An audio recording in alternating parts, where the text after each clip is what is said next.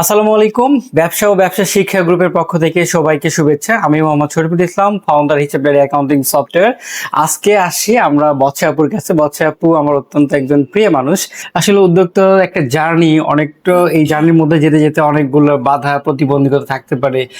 আপনি কোন ধরনের প্রতিবন্ধকতা ফেস করেছেন আপনার এই উদ্যোক্তা জার্নিটা কন্টিনিউ করতে, এটা যদি একটু বলতেন। হ্যাঁ, প্রত্যেকটা কাজেরই তো চ্যালেঞ্জ থাকে। চ্যালেঞ্জ ছাড়া তো উদ্যোগ সফল হয় না, এটা আমার বিশ্বাস।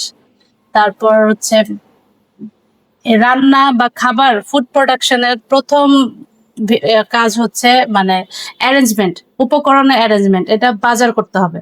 বাজার থেকে ধরে প্রোডাকশন, রান্না করা, প্রোডাকশন তৈরি করা, তারপর প্যাকেজিং, তারপরে আমার কাস্টমারের কাছে এই প্রোডাক্টটা পৌঁছানো। এই প্রত্যেকটা স্তরে চ্যালেঞ্জ, প্রত্যেকটা স্তরে চ্যালেঞ্জ আছে।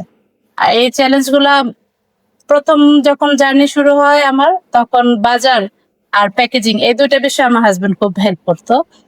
তো আর করোনার সময় যখন আমি আমাদের হোমমেড ফুডের উপরে মানুষের আস্থা বেড়ে গেল, তখন তো মোটামুটি ডেলিভারি দেওয়াটাও একটা চ্যালেঞ্জ ছিল। তখন দেখা যেত অনেক সময় নিজেরাই চলে যেতাম। এটা একটা অনেক ভালো একটা অভিজ্ঞতা ছিল। অনেক সুন্দর, মানে অনেক চ্যালেঞ্জ আসছে, কিন্তু আপনি চ্যালেঞ্জকে কোনো চ্যালেঞ্জ হিসেবে নেন না, এটা ইজি নিয়েছেন।